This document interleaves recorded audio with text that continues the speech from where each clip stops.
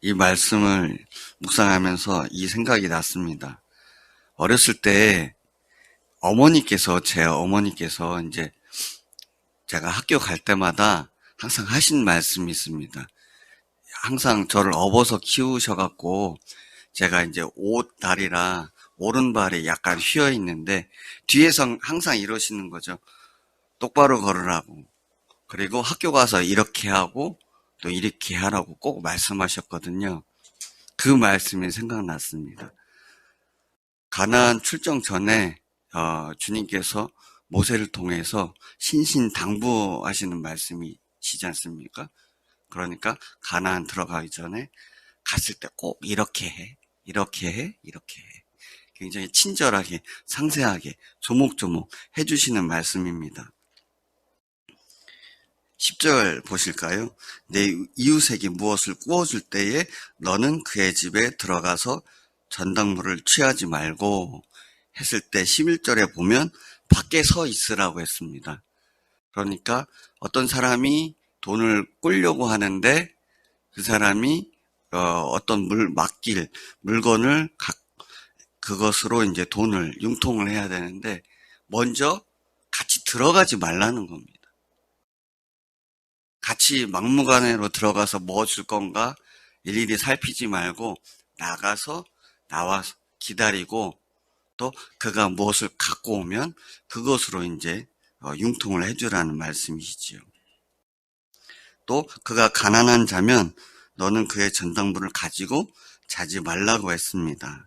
13절에 보시면 해질 때에 그 전당물을 다시 그에게 돌려줄 거라고 말씀하고 계시는데 이제 옷이 갑자기 나오죠. 이 말씀을 보면 그 사람은 너무나도 가난해서 빌려줄 것이 전당물 잡힐 것이 옷밖에 없었는데요. 그 이스라엘 그 당시 사람들을 보시면 안에 이제 옷을 입고 겉옷을 입지 않습니까? 겉옷으로 낮에는 덥고 밤에는 춥다 보니까 그것을 덮고 이제 자기도 하고 대용으로 같이 했던 것이거든요. 그래서 너무나도 없으니까 그거라도 얼마 되지 않는 걸 이제 돈을 빌리겠다는 건데요. 돈을 빌려보신 분들은 아시겠지만 빌려주는 사람하고 그거를 받으려고 하는 사람 마음이 다르지 않습니까? 정말 이거밖에 없어서 요거를 주고 얼마라도 빌리겠다는 그 사람한테는 그 옷이 사실 전부인 거죠. 그랬을 때 그 사람의 마음을 헤아려서 그 옷을 주라는 말씀입니다. 돈을 주던 안 주던 상관없이 그냥 다시 돌려주라고.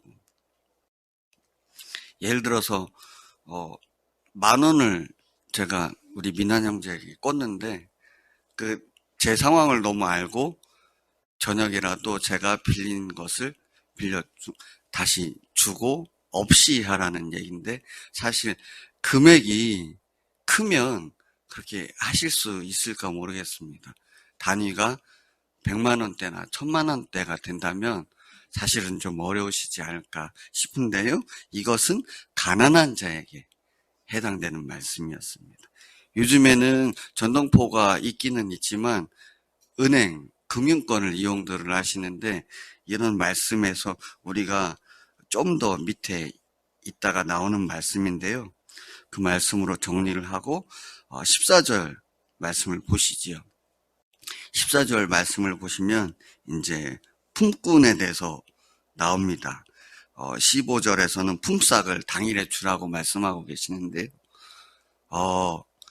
남자 형제분들은 공사 현장에서 일을 좀 해보셨을 것 같습니다. 막노동이라고 해서 하루 일을 하면 그 일한 것을 그날에 이제 값을 쳐주거든요.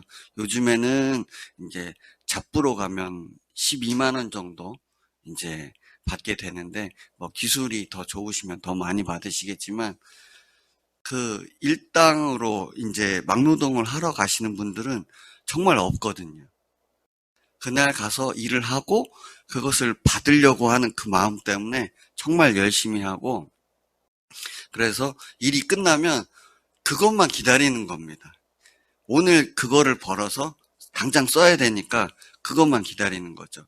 예를 들어서 12만 원이다. 그러면 저도 그랬지만 끝날 때 한 4시쯤 끝나지 않습니까? 아침 7시에 시작하니까. 이제 일 마칠 때 3시 반쯤 되면 옷 갈아입고 이제 상만 기다리는 거죠. 그랬을 때 이 사꾼이 뭐만 기다리겠습니까? 당연히 그 일당만 기다리겠죠. 일당만 기다리겠습니다. 그리고 16절에서는 연좌제에 대한 얘기입니다. 예를 들면 저희 조선시대 때 보면 아버지가 뭘 잘못하면 다 같이 집안이 이제 형벌을 받게 돼 있지 않습니까? 지금은 그렇지는 않지만 그 당시에 이제 그거에 대해서 자기 죄로 말미암아 자기만 본인이 잘못한 건 본인이 처벌받게끔 이렇게 하신 내용입니다.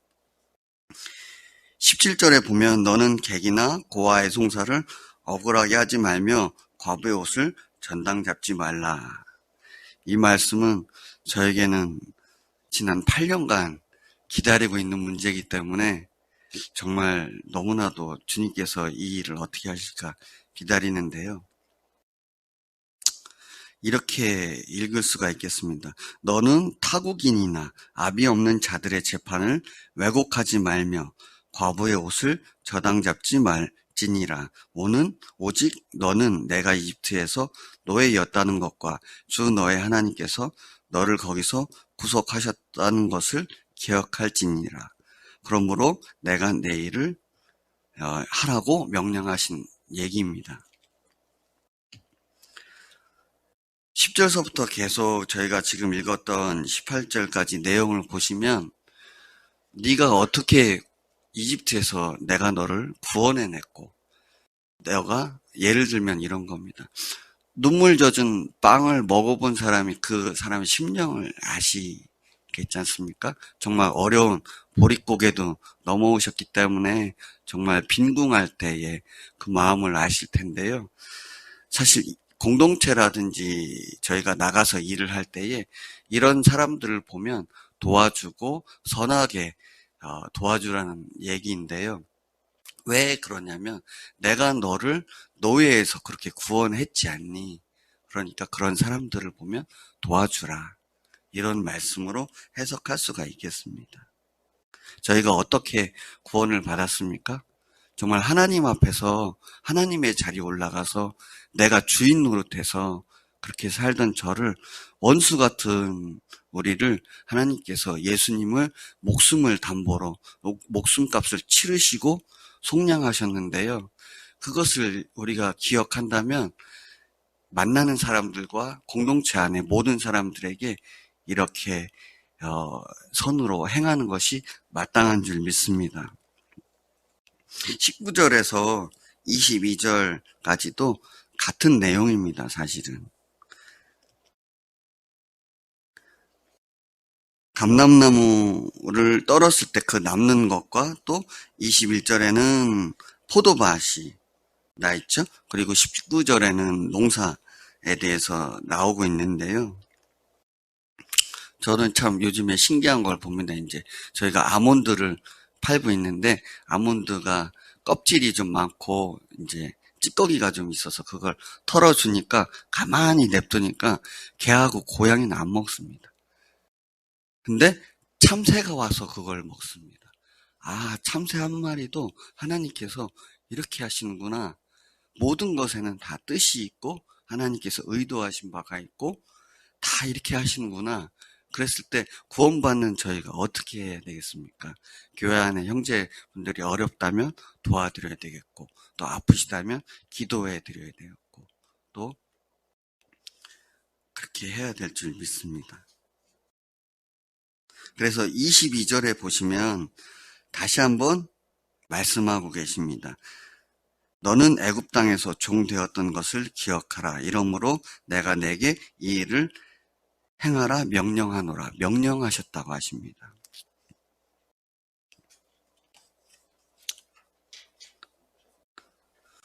저희가 이제 저희 강성주식회사가 대전역 앞에 중앙시장에서도 거래처가 있는데요.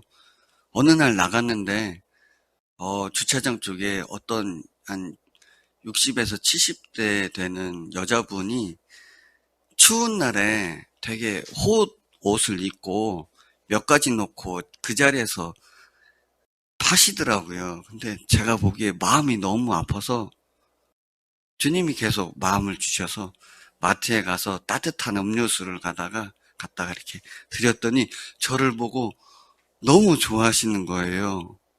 아, 주님 말씀대로 하면 이렇게 되는구나. 내가 선을 베풀었을 때, 감동을 주셔서 베풀었을 때 하면 저렇게 기뻐하시는구나.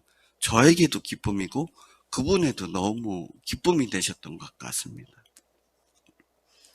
마태복음 25장 34절, 35절, 36절 한번 찾아보실까요? 마태복음 25장 34절에서 36절입니다.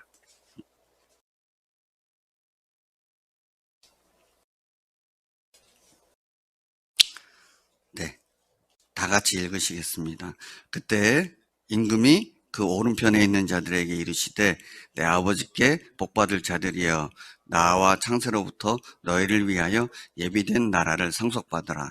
내가 줄일 때 너희가 먹을 것을 주었고 목마를 때에 마시게 하였고 나그네 되었을 때 영접하였고 헐벗었을 때 옷을 입혔고 병들었을 때 돌보았고 오에 갇혔을 때 와서 보았느니라. 아멘.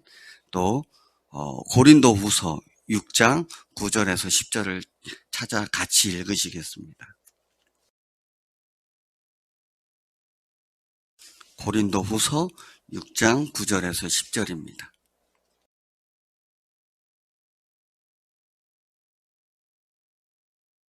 예, 읽겠습니다.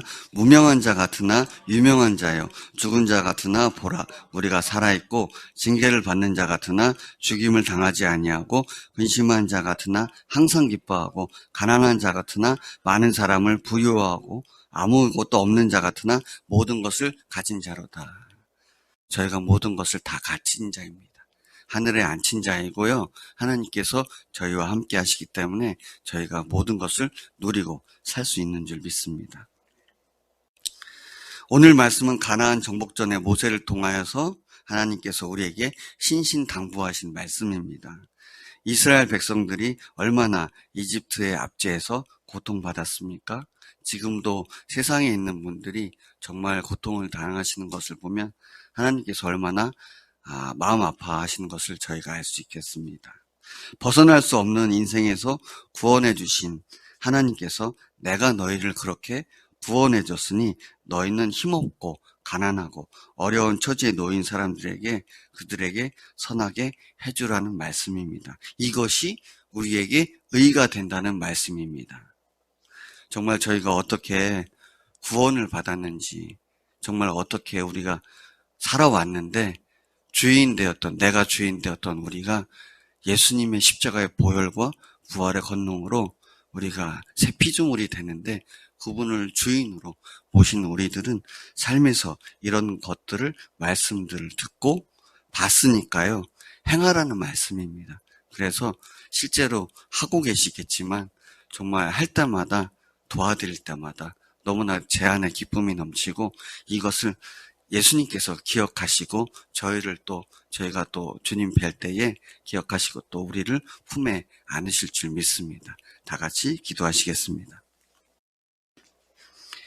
하나님 아버지 감사합니다. 어찌 보면 당연한 일이기도 하지만 이 각박한 세상에 저희가 세상에 나갔을 때에 정말 선의를 이용하는 사람들도 있고 또한 여러 가지 저희와 다른 생각을 가진 사람들이 많지만 하나님께서 우리에게 이렇게 명하셨으니 우리가 어떻게 구원된 것을 기억하고 또 공동체 안에서 어려운 사람들을 어떻게 돕고 기억하며 또 도와주고 기도하고 또 세상에 나아가서 빛과 소금의 역할을 감당하며 세상에서 어려운 사람들을 또 위로하고 도와주고 또 그들에게 구원의 복음을 선포하는 것이 우리의 사명이고 우리의 정체성인 것을 알게 해주셔서 감사합니다. 하나님 아버지, 예수님께서 부활하셔서 지금도 우리와 함께하게 해주시면 감사합니다. 성령 하나님으로 인치시고 우리와 내주하시는 그 성령께서 이 모든 것을 가르쳐 주시고 말씀하시고 감동 주셔서 순종할 수 있도록 은혜 베풀어 주실 것을 믿습니다. 감사드리며 예수님의 이름으로 기도드렸습니다. 아멘.